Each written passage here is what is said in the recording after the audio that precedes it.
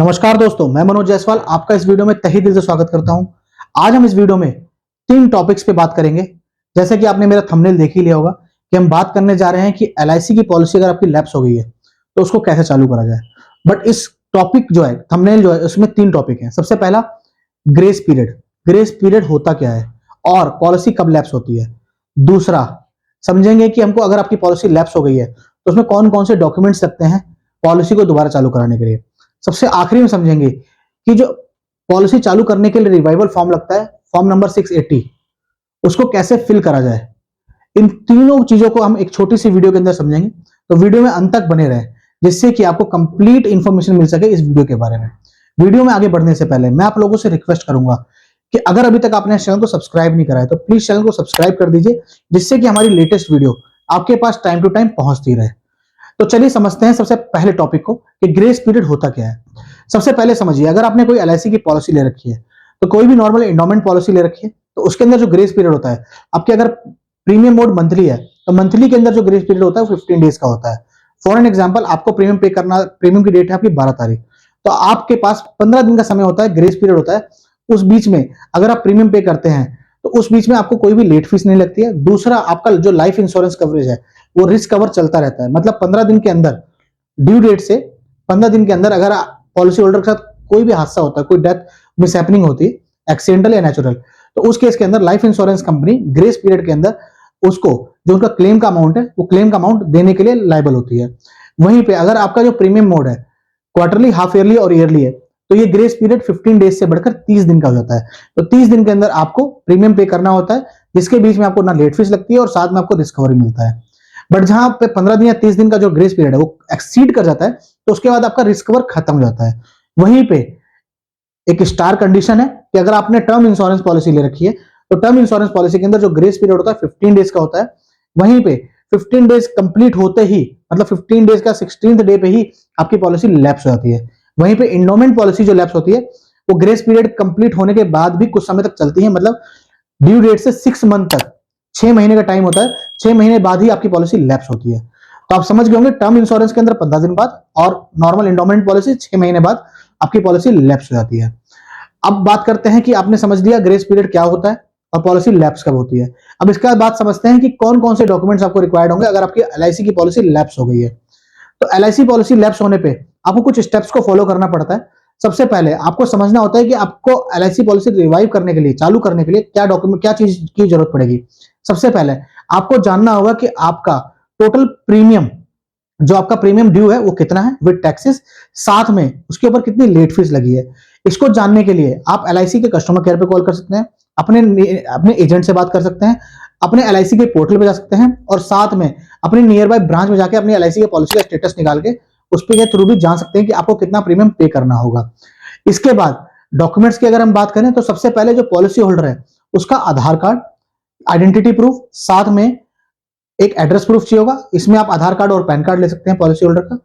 उसके बाद Covid certificate, जो कोविड वैक्सीनेशन हो रखा है उसका सर्टिफिकेट चाहिए होगा। इसके बाद जो फॉर्म चाहिए होंगे, एक कोविड का क्वेश्चनर आपको एलआईसी की ब्रांच से मिल जाएगा। साथ के साथ आपको मैं डिस्क्रिप्शन बॉक्स में लिंक दे दूंगा जहां से आप इसको डाउनलोड कर सकते हैं। और लास्ट में एक ऑप्शन रहेगा जो कि एक रिवाइवल का फॉर्म 680, 680 नंबर फॉर्म जो है, इसको भी आप डाउनलोड कर सकते हैं और चाहे तो आप ब्रांच में जाके भी ले सकते हैं। एक कंप्लीट चीज डॉक्यूमेंट को आप फिल करके आप एलआईसी के ब्रांच में जाके सबमिट करते हैं। जैसे ही आप सबमिट करते हैं ब्रांच में जाके, सेम टाइम पे आपकी पॉलिसी को चालू कर दिया जाता है।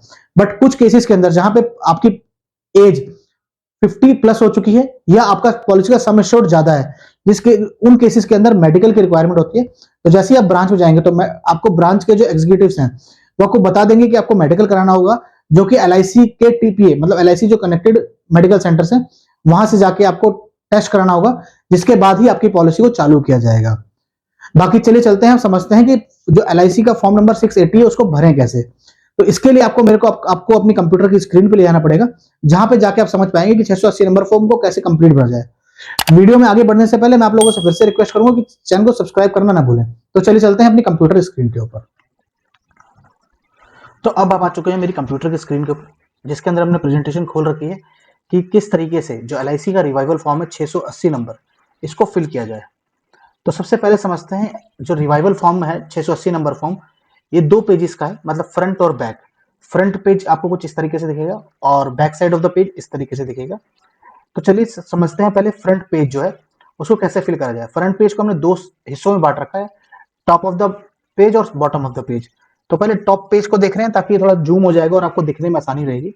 सबसे ऊपर आप यहाँ पे देख रहे होंगे, आपको दिख रहा है यहाँ पे एजेंट नेम। तो यहाँ पे अगर आप किसी एजेंट के थ्रू फिल कर रहे हैं या अगर आप एजेंट है तो यहाँ पे एजेंट का नेम आएगा और यहाँ पे एजेंट का कोड आएगा। और अगर आप डायरेक्ट कस्टमर है, डायरेक्ट जाके सबमिट कर रहे हैं, तो यहाँ पे एजेंट कोड और एजेंट का नाम लिखने की जरूरत नहीं है। डायरेक्ट आप यहाँ पे ब्रांच की डिटेल लिखेंगे, डिवीजन ऑफिस कौन सा है, ब्रांच ऑफिस कौन सा है, ये लिखेंगे। और अगर आपको ये भी नहीं पता है तो आप जिस जो भी आपकी सर्विसिंग ब्रांच है वहां पे जाएंगे तो वहां पे आपके जो बैठे हुए ऑफिसर्स हैं वो आपकी इसमें हेल्प कर देंगे। बाकी जो आपको पता है, आपके पॉलिसी नंबर आपको पता होगा, पॉलिसी नंबर यहाँ पे आप मेंशन करेंगे। उसके बाद कंप्लीट पॉलिसी होल्डर का नेम, मतलब ऐसा नहीं है कि आपने सिर्फ फॉर एग्जांपल किसी का नाम राम कुमार है तो राम लिख दिया, कुमार नहीं लिखा। कंप्लीट पॉलिसी होल्डर का यहाँ पे नाम लिखना है। उसके बाद सेकंड नंबर पे आएंगे तो यहाँ पे जेंडर है, अगर मेल है तो मेल, फीमेल है तो फीमेल, ट्रांसजेंडर है तो ट्रांसजेंडर, उस पर आपको सिलेक्ट करना होगा। उसके बाद फुल एड्रेस, कंप्लीट एड्रेस यहाँ पे लिखना होगा, एड्रेस 1 2 3 यहाँ पे जो आपको लाइन से मिली हुई है। उसके बाद कंप्लीट ईमेल आईडी लिखनी होगी जो पॉलिसी होल्डर है उसकी, और मोबाइल नंबर लिखना होगा, जिससे कि वहां पे क्रॉस चेक भी हो जाएगा, केवाईसी भी हो जाएगी कि आपका जो ईमेल आईडी मोबाइल नंबर क्या है। साथ में उसके बाद क्या आप इस समय जॉब कर रहे हैं, प्राइवेट जॉब करते हैं, बिजनेस करते हैं, जो भी आपकी अर्निंग सोर्स है वो यहाँ पे लिखना होगा। साथ में अगर आपकी जॉब है या बिजनेस है तो उसमें आपका जो एम्प्लॉयर है उसका नाम क्या है, अगर आपकी अपना बिजनेस है तो आपको अपने बिजनेस का नाम लिखना होगा, या किसी के पास काम करते हैं तो उस कंपनी का नाम लिखना होगा।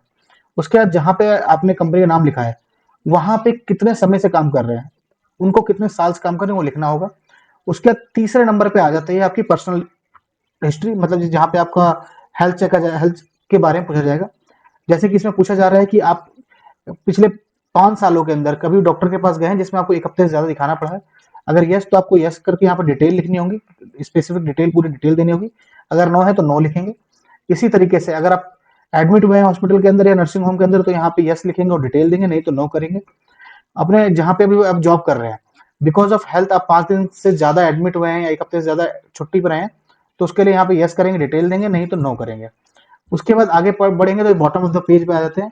यहाँ पे आपके हेल्थ से रिलेटेड जो भी क्वेरीज हैं वो देखनी होंगी कि आपको किसी तरह की कोई दिक्कत है तो आप पढ़ सकते हैं यहाँ पे, are you suffering from or have ever suffered from element pertaining to life, liver, stomach, heart, lungs, kidney, इस तरह की चीजों की वजह से आपको दिक्कत है तो यहाँ पे आपको यस करेंगे, डिटेल देंगे, नहीं तो नो करेंगे। जो भी आपको स्पेसिफिक हेल्थ से रिलेटेड है, आपको ये देखेंगे बीमारियों से रिलेटेड है तो यहाँ पे लिखेंगे आपकी बॉडी किसी तरह से डिफॉर्मिटी हो रखी है या डिफेक्टेड है तो उसके लिए यस करके डिटेल डालेंगे, या एक्सीडेंट या इंजरी हुई है हाल ही में तो वो यहाँ पे मेंशन करना होगा। बाकी अगर आपका कभी हेपेटाइटिस बी और एड्स से रिलेटेड कोई दिक्कत है या आपका इलाज चल रहा है तो उसको यहाँ पे लिखना होता है, आपको यहाँ पे मेंशन करना जरूरी होता है आपको। बाकी इसके आगे आएंगे आई कॉलम के अंदर तो यहाँ पे आपसे पूछा जाएगा कि आप ड्रिंक करते हैं, नार्कोटिक्स लेते हैं, किसी तरह के ड्रग्स लेते हैं या कोई तंबाकू खाते हैं, तो वहां पे आपको अगर करते हैं तो यस लिखेंगे, और कितना कंज्यूम करते हैं उसके आगे यहाँ पे यस जो लिखने के बाद यहाँ पे कॉलम में लिखना होगा। नहीं करते हैं तो सब जगहों पे आपको नो करना पड़ेगा। उसके बाद आई के बाद जे कॉलम पे जब जाते हैं यहाँ पे देखेंगे आपको यहाँ पे लिखना होगा कि आपकी health, usual state of health कैसी है। तो यहाँ पे गुड और नॉट गुड, अगर गुड है तो गुड लिखेंगे, नहीं नॉट गुड है तो यहाँ पे डिटेल लिखेंगे क्या दिक्कत है। यहाँ पे जैसे गुड है तो हमने गुड पे ओके कर दिया। उसके बाद के कॉलम में जाते हैं, जे के बाद यहाँ पे पूछा जा रहा है आपसे कि जैसे आपने पॉलिसी ले रखी है इसी तरीके से जैसे रिवाइवल करा रहे हैं, क्या और भी किसी ब्रांच के अंदर या किसी और कंपनी के अंदर आपका रिवाइवल के लिए आपने ऐसे प्रपोजल डाला है, अगर डाल रखा है तो उसकी डिटेल यहाँ पे लिखनी होगी। यहाँ पे आपको कंप्लीट डिटेल लिखनी पड़ेगी कि किस तरीके से डाला गया जो कंसिडरेशन के अंदर है, और अगर नहीं डाला तो नो करेंगे। इसी तरीके से पूछा जा रहा है कि आपकी कोई पॉलिसी जो लैप्स हो गई है या LIC कंपनी के द्वारा या किसी कंपनी द्वारा डिक्लाइन कर दी गई है या आपने पैसा देना बंद कर दिया है तो उसकी डिटेल आपको यहाँ पे लिखनी जरूरी होगी। अगर ऐसी कोई डिटेल नहीं है तो यहाँ पे नो करके आप इसमें अभी आगे बढ़ जाएंगे। बाकी फोर्थ में आपका जो आपको आपका अपना हाइट सेंटीमीटर में लिखना होगा और वेट आपका केजी में लिखना होगा। यहाँ पे आके आपका फ्रंट पेज जो है, फ्रंट पेज कंप्लीट हो जाता है। इसको आप स्क्रीनशॉट भी ले सकते हैं, वीडियो को सेव भी कर सकते हैं, जिससे कि आपको कभी भी कोई भी दोबारा से रिक्वायरमेंट पड़ती है तो आप इसको इजीली डाउनलोड करेंगे, इजीली वीडियो देखेंगे और फॉर्म फिल करके अपना पॉलिसी को रिवाइव करा सकते हैं। और अगर आप एजेंट है तो अपने कस्टमर को फॉर्म भर सकते हैं। बाकी अब चलते हैं bottom of the second page पे, कि सेकंड पेज के टॉप पे यहाँ पे देखिए फिफ्थ क्वेश्चन जो है, फिफ्थ क्वेश्चन क्या बोलता है आपको कि अगर जो पॉलिसी होल्डर है उसकी पुरानी कोई भी एग्जिस्टिंग जो पॉलिसीज है, जितनी भी पॉलिसी चाहे रिवाइवल पे है चाहे चल रही हैं या रिवाइव करा रखी है, जो भी पॉलिसीज है उनका कंप्लीट डिटेल यहाँ पे लिखना है। ये सिर्फ LIC का नहीं लिखना है, इसमें अगर अदर कंपनीज के भी कोई इंश्योरेंस ले रखी है उन्होंने, तो उसकी डिटेल यहाँ पे लिखनी जरूरी है। जैसे यहाँ पे आपको कौन सी कंपनी से इंश्योरेंस है, उसकी ब्रांच कौन सी, ब्रांच यूनिट कौन सा है, उसका पॉलिसी नंबर कौन सा है, प्लान कौन सा है, टर्म कौन सा है, और सम एश्योर्ड कितना ले रखा है, और स्टेटस क्या है पॉलिसी का, मतलब स्टेटस ऑफ द पॉलिसी क्या का मतलब समझ में आए, समझिए आप कि एक्टिव है पॉलिसी या लैप्स चल रही है या पेड अप पे चल रही है, जो भी है। और जितनी पॉलिसी सारी यहाँ पे मेंशन करनी जरूरी है। यहाँ पे मेंशन करने के बाद यहाँ पे नीचे एक कॉलम आता है, ये सिर्फ उनके लिए है, अगर ये पॉलिसी फीमेल के लिए है तो यहाँ पे इस कॉलम को भरना होगा, अदरवाइज आप इसको नो कर सकते हैं। बट अब समझिए अगर आपकी ये फीमेल की ही पॉलिसी जिसको आपको रिवाइव कराना है, तो इसको यहाँ पे नो नहीं लिखना होगा। इन क्वेश्चंस के आंसर देने होंगे उसके इसके अंदर कि उस समय वो लेडी प्रेग्नेंट तो नहीं है, अगर यस तो यस करके लिखेंगे यस, और उसके बाद यहाँ पे डिटेल डालनी होगी, और अगर नहीं है तो यहाँ नो लिखेंगे। बात सेकंड पे आएगा कि उनकी लास्ट डिलीवरी कब हुई है, उसकी कंप्लीट डेट, मंथ और ईयर कंप्लीट लिखेंगे आप। उसके बाद कभी एबॉर्शन हुआ है या मिसकैरेज हुआ है तो यस और नो करेंगे। और साथ में कोई कभी गायनेक को कंसल्ट कर रखा है तो किस तरह की बीमारी के रिलेटेड कंसल्ट करा है, यस करके पूरी डिटेल यहाँ पे लिखनी होगी। यहाँ पे जाके ये भी पेज कंप्लीट हो जाता है। यहाँ पे सिर्फ आपको नीचे यहाँ पे डिक्लेरेशन के टाइम की जगह पे यहाँ पे आई पे पॉलिसी होल्डर का कंप्लीट नेम भी यहाँ पे लिखना होगा। यहाँ पे आके टॉप पेज जो है सेकंड पेज का भी कंप्लीट हो जाता है। उसके बाद आता है हमारा बॉटम पेज जो है, बॉटम पेज पे यहाँ पे आपको सिर्फ डेट यहाँ पे मेंशन करनी है। यहाँ पे डेट मेंशन करने के बाद यहाँ पे आप देखेंगे यहाँ पे विटनेस के सिग्नेचर कराने हैं।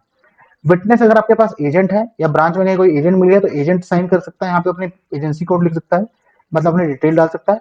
और अगर एजेंट नहीं है तो किसी भी एक से भी आप विटनेस करा सकते हैं, उनकी आपको ID प्रूफ वहां पे लगानी पड़ेगी सेल्फ अटैच करा के, और उनका मोबाइल नंबर यहाँ पे लिखना होगा। बस इसको कंप्लीट करने के बाद यहाँ पे पॉलिसी होल्डर अपने साइन करेंगे और ये पेज कंप्लीट हो जाएगा। नीचे का जो एरिया है वो आपको नहीं भरना है, अगर ये नीचे का एरिया उनको भरना होता है जिन जो साइन करना नहीं जानते हैं, जो इलिटरेट है, बिल्कुल पढ़े लिखे नहीं है, उनके उनके लिए ये नीचे वाला पेज होता है। उस केस के अंदर डिक्लेरेशन लगता है कि किसने इस फॉर्म को भरवाया है। तो यहाँ पे जाके आपका ये पेज खत्म हो जाता है।